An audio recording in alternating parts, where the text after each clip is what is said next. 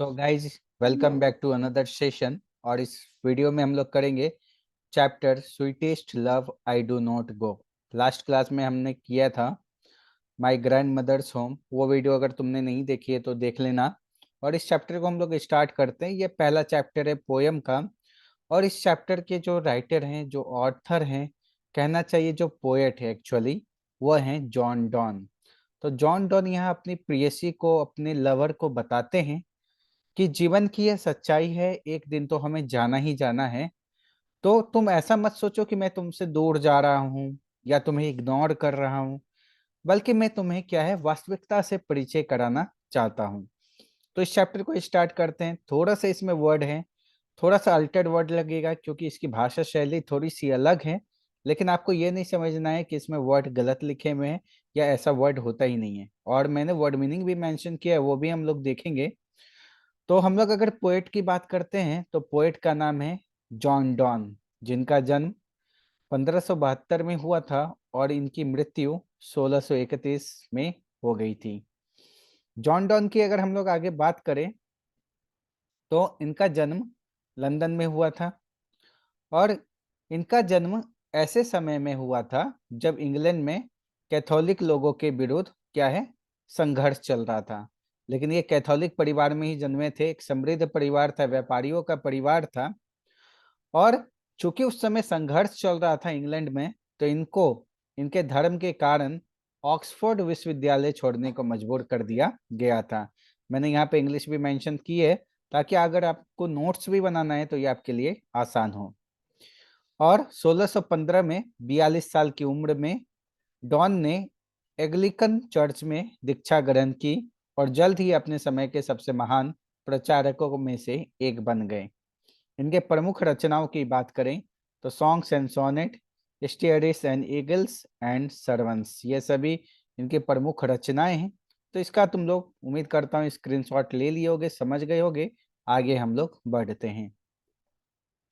आगे जैसे इस चैप्टर में हम लोग बढ़ेंगे तो सबसे पहले हम लोग यहाँ बढ़ेंगे वर्ड मीनिंग की तरफ, क्योंकि इसके वर्ड मीनिंग्स जरूरी हैं, तो वो भी तुम लोग को समझना जरूरी है। तो वर्ड मीनिंग अगर अगर तुम लोग यहाँ देखोगे तो एक वर्ड के कई मीनिंग्स होते हैं, ये तुम लोग को पता है। लेकिन इस चैप्टर वाइज क्या सूटेबल है वो मैंने यहाँ पे नोट कर दिया है। वियरनेस का है थकावट, फिटर लव, बेहतर प्रिय या बेहतरीन प्रिय बोल सकते हो। यहाँ डाई का मतलब रंग नहीं है बल्कि है मरना। सन का मतलब है सूरज, हैट का मतलब है यहाँ से दूर। स्पीडर का मतलब है काफी तेजी से, त्वरित। स्पर्श का मतलब है अनुबंध। फीबल का मतलब है कमजोर। जॉन का मतलब है जोड़ना। किंडल का मतलब है किसी के जाने पर दुखी होना। और उसके बाद साइट्स का मतलब है विलाप। डीके का मतलब है क्षय। डाइविंग का मतलब है भविष्यवाणी। डेस्टिनी का मतलब है तकदीर। और फॉरथिंकल का मतलब है पूर्व अनुमान। तो ये सभी वर्ड्स हैं इस चैप्टर से रिलेटेड इंपॉर्टेंट, जो कि आप लोग को ध्यान में रखना। चैप्टर के स्टार्ट करते हैं। तो यहाँ पे चैप्टर की स्टार्ट करेंगे और यहाँ पे ये चीजें क्या है, काफी आसान है। सेंटेंस बाय सेंटेंस सही तरीके से चीजों को लोगे तो समझ जाओगे। तो स्टार्ट करते हैं। Sweetest love I do not गो। यहाँ पे जॉन डॉन कहते हैं अपनी प्रेयसी को कि प्रेयसी, तुम ऐसा मत समझो कि मैं जा रहा हूँ। फॉर वियर्डनेस ऑफ थी, मैं तुमसे थका नहीं हूँ। मतलब यहाँ पे सर जॉन डॉन कहते हैं कि प्रियसी, तुम ऐसा मत सोचो कि मैं तुमसे थक कर कहीं जा रहा हूँ।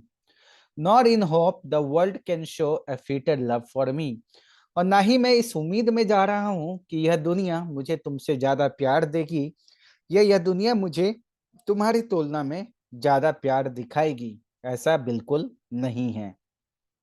But since that I must die at last, लेकिन यह जीवन का यथार्थ है कि एक दिन मैं मर ही जाऊंगा। एक दिन मुझे, तुम्हें, हर एक इंसान को मरना है। This best to use myself in jest, thus by feigned deaths to die. तो इससे अच्छा है कि मैं कुछ लम्हे अपने अनुसार जी लूं, खुशी में जी लूं, या कम से कम हम अभी नाटक कर सकते हैं इस बात का कि मैं मर चुका हूं। कहने का मतलब, अगर तुम्हें अभी मुझसे थोड़े समय के लिए भी बिछड़ने का अनुभव होगा तो मैं जब मृत्यु को प्राप्त करूंगा तो तुम्हें इतना दुख नहीं होगा। तो यहाँ तक का मतलब था। उम्मीद करता हूं कि तुम लोगों को समझ आया होगा। जैसे इसमें आगे हम लोग बढ़ते हैं, आगे बढ़ने पे चीजें कुछ इस प्रकार से चलती हैं कि आगे जो पोएट है कहते हैं, yesterday night the sun went hence and yet it is here today. यह सूर्य का, सन का एग्जाम्पल लेते हुए कहते हैं कि पिछली रात जो सूरज था वो जा चुका था, चला गया था, लेकिन देखो आज फिर से यह आ चुका है। He had no desire, no sense, nor half so short away. ना ही उसके पास कोई भावना है, ना ही उसके पास कोई इच्छा है, और उसकी जो दूरी है, जो मंजिल है, उसका रास्ता मेरे रास्ते से छोटा भी है, आधा भी है, लेकिन फिर भी देखो वह आप वापस आ गया है। इसलिए देन फियर नॉट मी, इसलिए तुम मेरी चिंता मत करो, तुम डरो नहीं। But believe that I shall make a speedier journey, विश्वास करो कि मैं तेजी से अपनी यात्रा संपन्न करूंगा। Since I take more wings and sports than he, क्योंकि मेरे पास उससे अधिक पंख हैं, मेरे पास उससे अधिक प्रेरणा है। तो तुम सोचो, जब वह सूर्य डूबने के बाद फिर से आ सकता है तो मैं क्यों नहीं आऊंगा, तुम मेरा विश्वास करो। आगे ये कहते हैं, O how feeble is man's power, देखो मनुष्य की शक्ति कितनी कमजोर है। That if good fortune falls, अगर अच्छा समय उसका आता है, can not add another hour, तो वो अपने किसी दूसरे समय को याद करना नहीं चाहता है। मतलब उसे और किसी समय का स्मरण ही नहीं रहता है। Not a lost hour recall, और ना ही वह कोई बीती हुई बात को याद करना चाहता है। बट कम बैड चांस, लेकिन अगर दुर्भाग्य बस उसका बुरा समय आ जाता है, and we join to it our strength, तो उसका सामना हम पूरी मजबूती के साथ करते हैं, उसका हम लोग एकदम बुरे समय में अपने आप को मजबूत बनाते हैं और बुरे समय से संघर्ष करते हैं। And we teach it art and length, its और सेल्फ अस टू एडवांस, हम उसका लंबे समय के लिए सामना करते हैं, उससे जूझते रहते हैं।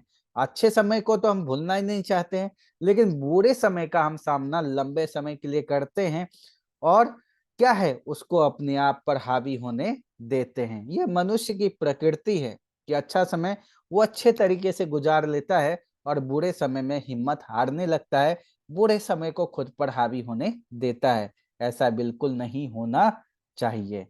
तो मैं उम्मीद करता हूं कि यह जो पोयम है यह तुम लोगों के समझ में आ गई होगी। तो अगर पोयम समझ में आई होगी तो चैनल को लाइक शेयर सब्सक्राइब जरूर करना। मिलते हैं नेक्स्ट वीडियो में।